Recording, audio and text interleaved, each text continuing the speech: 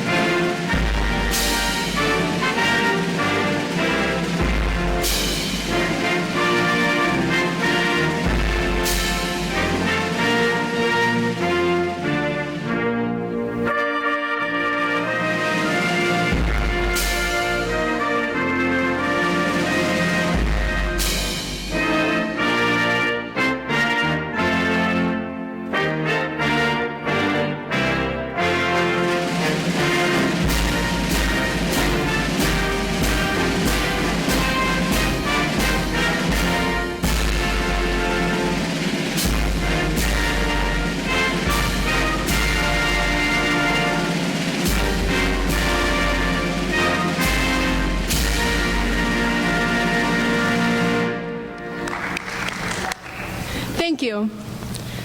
This debate will prove to be very interesting. Each of our candidates will need to make a very big impact on the American audience. The questions that I will ask have been asked by the voters from the surrounding districts.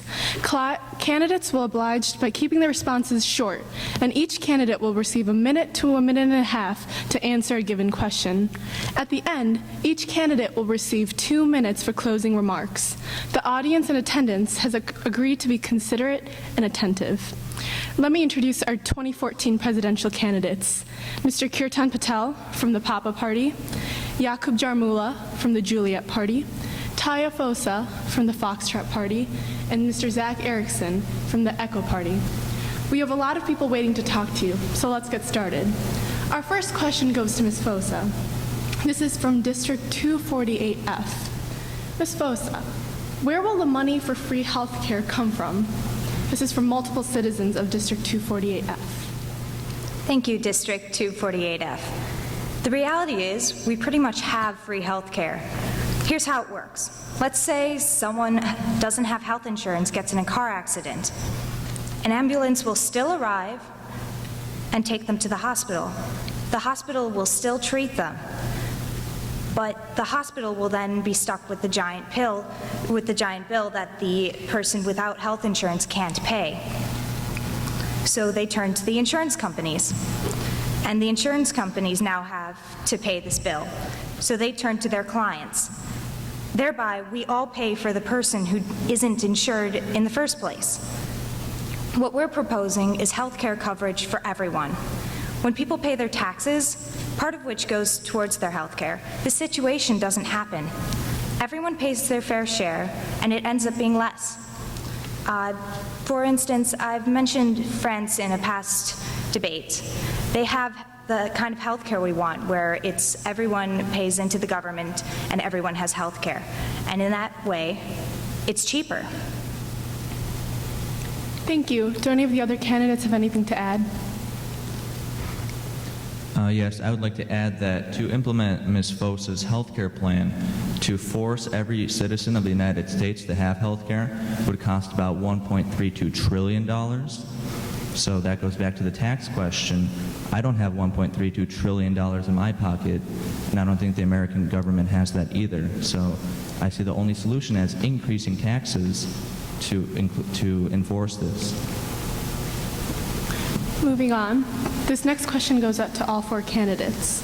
Ebola is a real threat to our world today. Since it has now reached the United States, what role should the President and the government play in protecting its citizens from this deadly disease? This question is from District 232. Okay, well, I'd like to thank District 242 for answering this, or questioning this question. Ebola is a really serious threat right now. If we don't control it right now, it'll just spread throughout other countries, and it'll spread through our country as well. So we're going to work with the UN and other countries to stop this Ebola from spreading.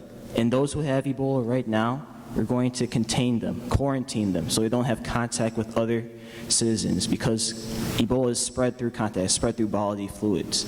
So if we contain them right now, then we'll prevent Ebola from spreading and eventually causing some trouble in this great nation. Thank you. Mr. Jarmula?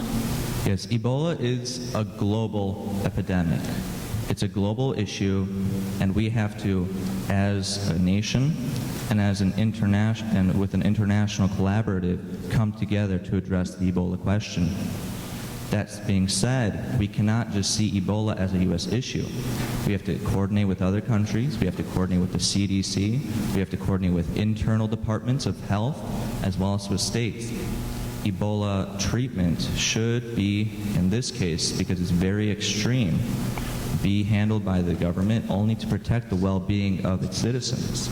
And that is what I believe should be of the Ebola pandemic right now. Thank you. Ms. Fosa? We need to put in place more health protocols so that we can prevent the spreading of the disease. Every hospital employee needs to know the symptoms and needs to know when to recognize it, so that there aren't any misdiagnoses such as the one in the Texas case. More research needs to be funded so that we can find a cure and prevent it. But the main idea is prevention and containment. Thank you. Mr. Erickson? Thank you, Mecca, and District 332 for your question. So the question of Ebola is, in the ECHO Party, our main goal is for your health and the safety of all Americans. And in the nation, we feel that we need to step up our research and put the plan in place so that we are able to protect our people from this problem at home and overseas. Now, what the Juliet Party was saying before about aligning ourselves with other nations abroad, I completely agree. It's really important that we collaborate with these other nations to be able to share research and developments so that this does not become a global threat. We need to contain it where it is right now, and that's very important for the health and safety of our people. Thank you, candidates. That concludes our first two questions. We will be right back after this short commercial break. I'm Elijah Bonds, senior at high school. All right. Elijah, who do you think the strongest candidate is? Yakub. Yakub? Yeah. So I assume that's who you're voting for? How come you like his platform? It's how he feels towards the military or whatever. I liked how he explained how to cut taxes or something like that. All right. And what was your favorite part of the election? When Yakub and Zach got into a big argument about the education. All right. Thank you, Elijah.